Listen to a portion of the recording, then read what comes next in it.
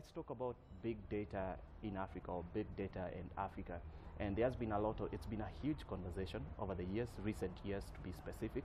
But where do we stand in terms of big data development in the continent as we speak? Perfect. So firstly, I want to thank you for having me in your program, and I want to say hello to all of your viewers that are watching us today.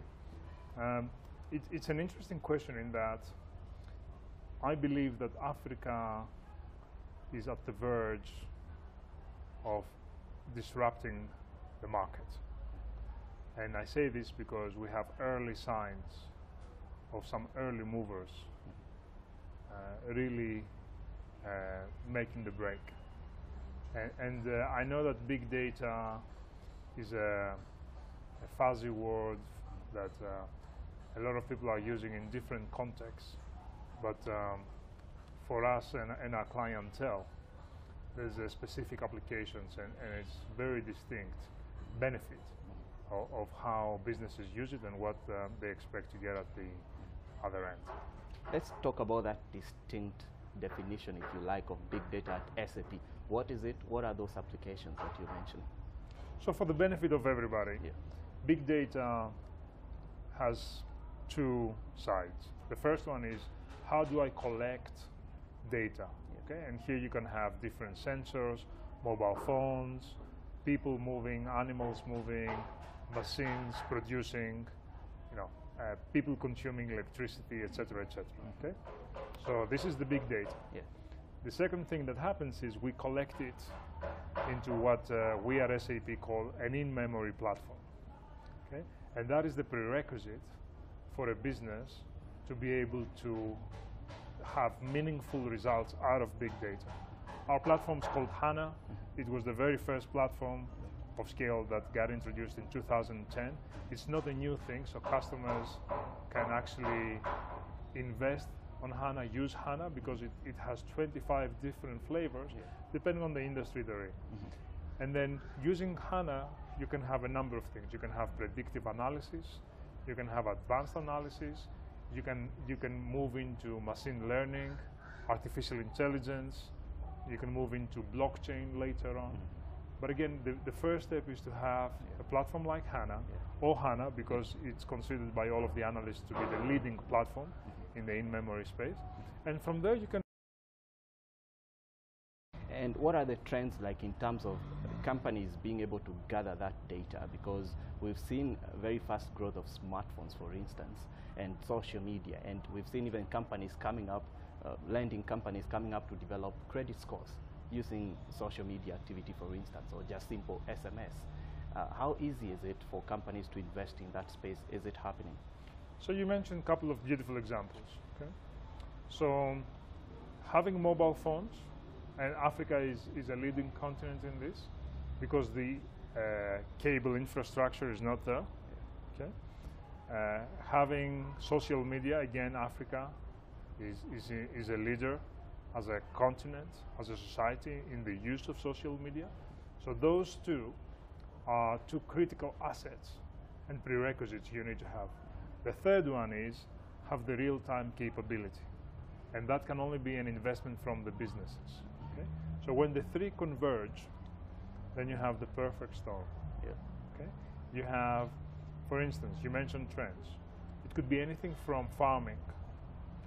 Yes, and we have some beautiful examples in Kenya, where big companies that are, for instance, either in key production or in other types of farming, use our tools, SAP's tools, to predict, for instance, weather, to understand irrigation, to understand how often they should take care of the plants, how they should stock, how they should hedge their product, avoid issues of compliance, yes, and maximize their capacity in their warehouses or in the production lines. Yes? So these are beautiful examples, whether they're in farming, in manufacturing, or in the insurance space, where you have insurance companies understanding, for instance, the behavior of drivers. How do they drive in the streets? Are they driving aggressively or more conservatively? And depending on their driving style, they can identify what is the right premium, insurance premium, for the car insurance. So these are just two examples. For instance, we're working with a European Space Agency in Italy, and we provide that data, which is about cars, to insurance companies, and they understand how their own clients are driving and behaving in the streets. And that helps customers get a better deal, a better premium, simply because they're driving respecting traffic rules. You've just mentioned some of the challenges maybe in Africa that big data could help solve, if you're looking at the challenge of youth unemployment, for instance, or access to healthcare and all these things. My question is, are companies in this space really understanding big data as a resource to model business decisions in that area and use business to meet the real needs that are in the continent right now? I think they do. And leaders in Africa also understand, business leaders, that if they don't change, the disruptors will take the business out of their hands. The banks have to change. They have to simplify and digitalize. Insurance companies, the utility companies, the retailers have to totally remodel the way they work, understand their consumer, the buying patterns, and how they can maximize their wallet share. Okay.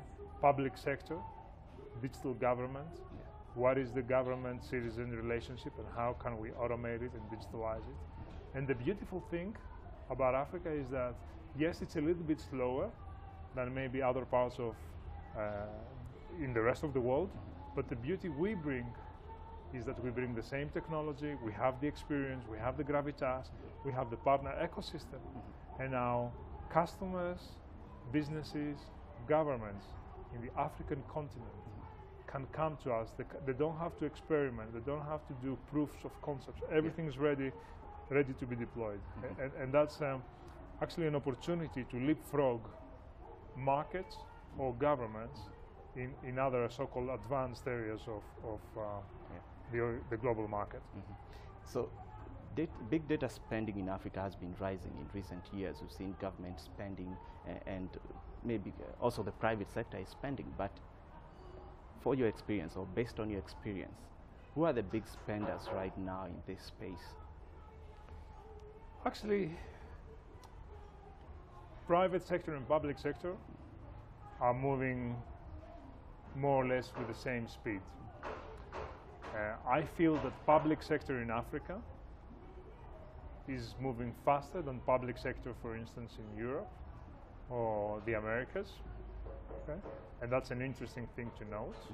I think that African leaders have understood that the government-to-citizen relationship in real time, in a proactive way, in a modern way, in a simple fashion, is actually very important. I think on the private sector, we see less businesses, but they're moving also very fast.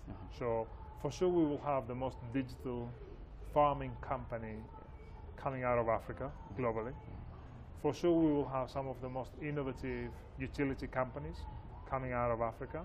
And I know that we have 2 or 3 retailers, big retailers in Africa that are doing very bold steps. And they're trying to increase the customer loyalty they have, but also expand into markets that were not theirs before. Is data security a big concern right now? Absolutely. Data security, and I would couple it with data privacy. I think the two go together. And this is why we urge customers to understand who it is they're dealing with. We as a company bring a lot of value on the table. We've been going for nearly 45 years now, and we have a big name that is not correlated with data breaches of any kind, and that gives our customers a secure feeling that they can place their investments without having to worry about this. This is something that we look after. As a matter of fact, our data centers, the data centers that we use for our customers, are data centers that we use for our own products, the products that we use internally.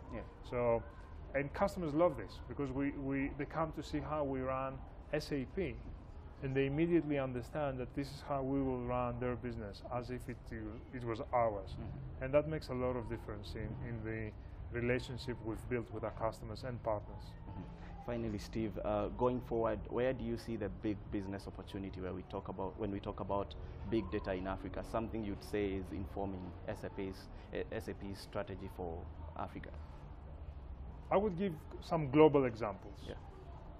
Because these were small startups that didn't exist 5 years ago. Uber, the largest transportation company, doesn't own a single car. Yeah. Airbnb, the largest accommodation company that doesn't own a single room. Mm-hmm. Yes? You don't have to be based in Europe. You don't have to be based in North America, yes, or in any of the so-called advanced markets. You could be based in Kenya, in Zimbabwe, in South Africa, in Nigeria, or in Morocco. It is the same. With the digital world, you have the access you want. All you need is a secure, safe, innovative partner like SAP to help you open up these new horizons. And then it's all down to your imagination and, most importantly, your boldness. And if there was one advice I would give to your customers, would be start today. If you have a great idea, do it now.